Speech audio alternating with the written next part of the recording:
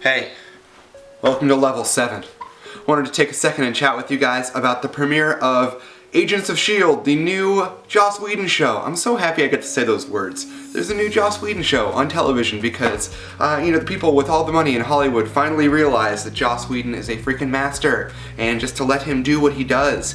And in a lot of ways, this show is Joss doing exactly what he does very well. And we know he does very well. He's created a team of sort of misfits and outcasts, put them together, and they're gonna, save the world. If you haven't had a chance to watch the pilot yet, I highly recommend it because it is really good. It's really good if you like things like the Avengers and Marvel and just, Coulson being alive. Sorry, it's a spoiler, but it's not really a spoiler when they put it in every single ad and plaster the ads all over the entire Western world. But yeah, Coulson lives. What else is good about the show? Start with all the cool tech. There's Fitz and Simmons, and they're two people. That's two people, but so far they're my favorites. And they have all the cool gadgets and the talking back and forth. And in another Whedon show, they would stand in for a character like Topher on Dollhouse. But these two are decidedly different, and the girl kind of looks like Hermione, and I'm sold. I'm sold. And they have, the accents, which I love. I just kept saying, I really like her jacket. She had a cool jacket. Seriously, watch the pilot. She had a cool jacket. Since this is a Joss Whedon show, and as we know, Joss loves to use the same actors again and again, it was a pleasure to see Whedon alums like Charles Gunn and Shepard Book show up in this show, and I hope there are a lot more. In the Marvel Cinematic Universe, which is a fancy way of saying all those Marvel movies,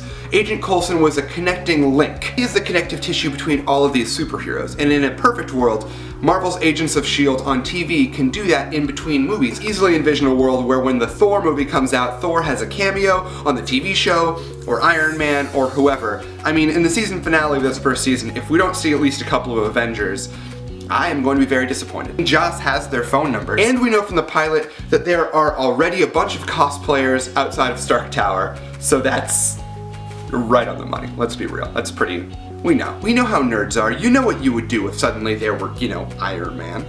You'd be dressing up. And realistically, how do we get Nathan Fillion on this show as a superhero? That's all I really want. There is a lot of potential in this show, and I hope that all of the mysteries that are set up in the pilot get to play out in their own time, and the show isn't canceled as is wont to happen. I, for one, am very excited about the fact that Joss now has a home on TV again. If you saw the pilot, let me know what your thoughts about it were in the comments and what you hope to see on the show in the coming episodes. I hope that you're having a swell day. I will see you on Monday, and until then, be brilliant.